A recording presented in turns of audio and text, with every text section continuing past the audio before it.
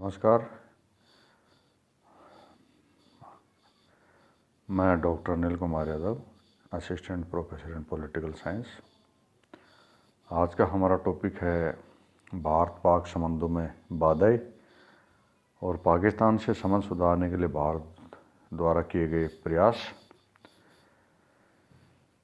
जो वर्तमान सरकार है, नरेंद्र मोदी सरकार, उन्होंने भारत के जो पड़ोसी देश है उनसे संबंध सुधारने को अपनी विदेश नीति में प्राथमिकता पे रखा है। पाकिस्तान के साथ भारत के कई मुद्दे हैं, जैसे कश्मीर, सियाचिन, कच्छ का रण, सरक्रीक, सिंधु जल विवाद इत्यादि। साल 2015 में भारतीय प्रधानमंत्री श्री नरेंद्र मोदी ने लाहौर की यात्रा की थी, किंतु सीमा पार आतंकवाद एवं पठानकोट हमले के संबंध में दोनों राष्ट्रों में गतिरोध उत्पन्न हुआ। इसी क्रम में भारत ने पाकिस्तान में सर्जिकल स्ट्राइक की और भारत ने पाकिस्तान में आयोजित सार्क सम्मेलन का बहिष्कार किया।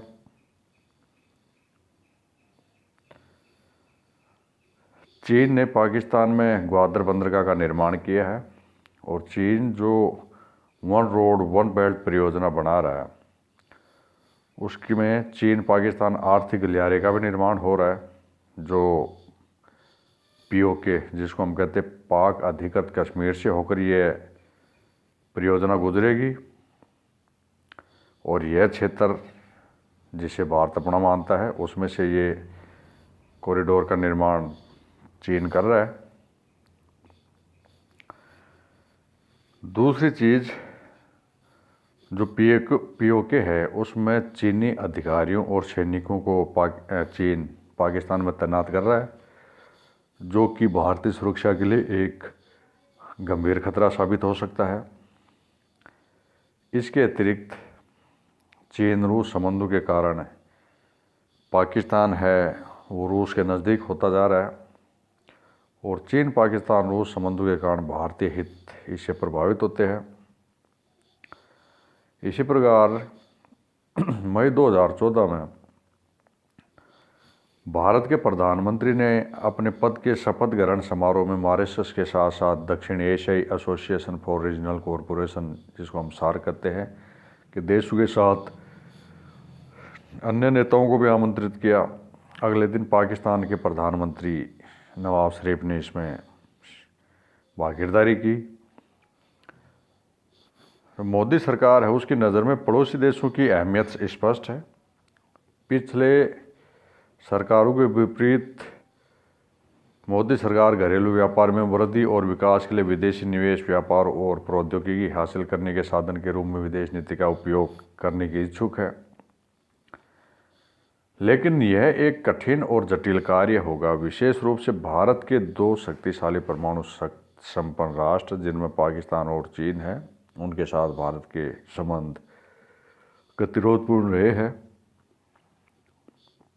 हालांकि वर्तमान में पाकिस्तान भुगतान संतुलन जैसे संकट का सामना कर रहा है और पाकिस्तान पर ऋण दिनों दिन बढ़ता जा रहा है।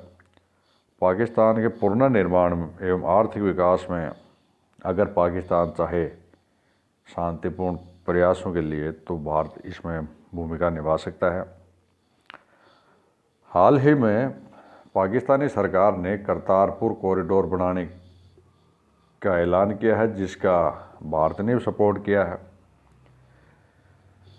इस करतारपुर कॉरिडोर से दोनों राष्ट्रों के मध्य पर्यटन को बढ़ावा मिलेगा और साथ ही लोगों का पीपल टू पीपल कांटेक्ट होगा, संपर्क होगा, जिससे दोनों राष्ट्रों के संबंधों में मधुरता आ सकती है।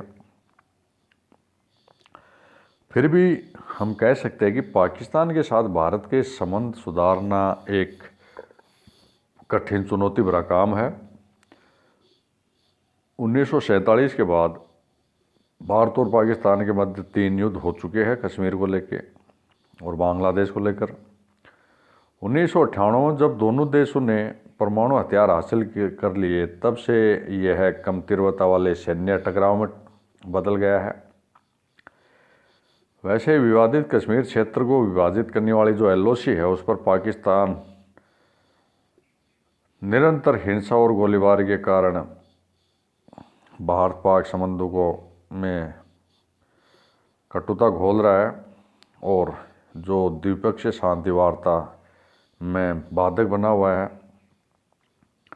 ऐसे ही पाकिस्तान के जो आतंकवादी संगठन है लश्कर-ए-तैयबा और जैश-ए-मोहम्मद, उन्हें सन 2008 में जिस तरह से मुंबई हमले को अंजाम दिया था, वैसे हमले पाकिस्तान स्थित आतंकवादी समूह कर सकते हैं और ऐसे हमले दोनों राष्ट्रों के संबंधों के लिए घातक सिद्ध हो सकते हैं।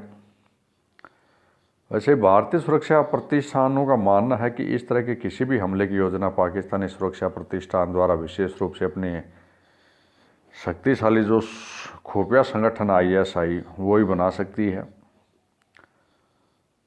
वर्तमान सरकार ने पाकिस्तान के प्रति भारत के रुख को सख्त करके यह संदेश दिया है कि अब ये जो हिंसा और गोलीबारी की राजनीति एवं आतंकवाद को बढ़ावा देने वाली जो राजनीति है पाकिस्तान की, वो लंबे समय तक नहीं चलेगी और सर्जिकल स्ट्राइक इसका सबूत है।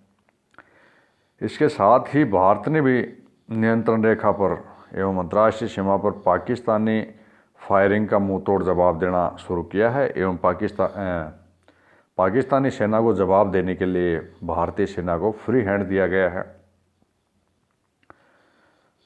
पाकिस्तान के साथ क्षेत्रीय सहयोग बढ़ाने तथा आपसी विश्वास हासिल करने के लिए भारत हालांकि निरंतर प्रयासरत है, लेकिन पाकिस्तान द्वारा जो घटनाएं हैं भारत को नुकसान पहुंचाने की, चाहे पाकिस्तान के साथ नज़दीकी बढ़ाने की हो या POK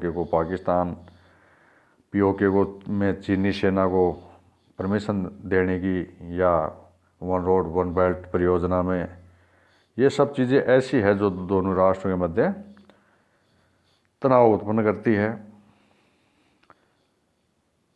भारत सरकार ने अब तक के कार्यकाल में संबंधों को पटरी पर लाने के लिए उचित प्रयास किए हैं। भारतीय प्रधानमंत्री लाहौर तक गए, लेकिन पाकिस्तान की नकारात्मक नीति है जो चली आ रही है। 2016 में पठानकोट और उसके बाद उड़ी में आतंकवादी हमलों का कारण पाकिस्तान ही है। ऐसे में प्रधानमंत्री का कहना कि बम और बंदूक की आवाज़ में बातचीत की प्रक्रिया नहीं हो सकती, उचित ही प्रतीत होता है। आतंकवाद और वार्ता दोनों एक साथ नहीं हो सकते। हालांकि भारत ने आतंकवाद को लेकर पाकिस्तान पर दबाव बढ़ने की जो रणनीति अपनाई है वो काफ़ी हद तक सफल रही है। भारत ने अंतर्राष्ट्रीय मंचों पर आतंकवाद के मुद्दे को प्रमुखता से रखा है। इन मंचों में पाकिस्तान पर दबाव बनाने की बात कही गई है, जिसका असर कुछ पिछले सालों में देखने को मिल रहा है। अगर द्विपक्षीय वार्ता स्तर पर देखें तो आतंकवाद के मुद्दे पर सभी विश्व समुदाय है वो भारत के साथ खड़ा है। पाकिस्तान के कुछ खास मित्र जिनको भी भारतीय समझाने में सफल हुआ कि जब तक पाकिस्तान आतंकवाद का साथ नहीं छोड़ेगा तब तक पाकिस्तान और भारत के बीच संबंधों में मधुरता नहीं आ सकती। पाकिस्तान पिछले ब्रिक्स सम्मेलन में भी पाकिस्तान आधारित आतंकवादी संगठनों को लेकर कुछ भारत सरकार ने उद्घोषणा की थी। पाकिस्तान को कूटनीतिक रूप से अलग थलग करने की वर्तमान सरकार की नीति हालांकि उतनी सफल नहीं हो पा रही है, क्योंकि इस्लामाबाद ने बीजिंग, मास्को और तेहरान को शामिल करने के लिए अपनी राजनीतिक प्रयास भी बढ़ाए हैं। तो ये कुछ मुख्य बिंदु है जो भारत पाकिस्तान संबंधों में बाधाएं उत्पन्न करते हैं। हालांकि भारत सरकार है वो विश्व समुदाय को यह समझाने में कुछ हद तक सफल रही है कि जब तक पाकिस्तानी जो आतंकवाद है वो विश्व समुदाय के लिए खतरा है, और जब तक पाकिस्तान प्रायोजित आतंकवाद को समाप्त नहीं किया जाता तब तक विश्व में शांति स्थापित नहीं हो सकती। धन्यवाद।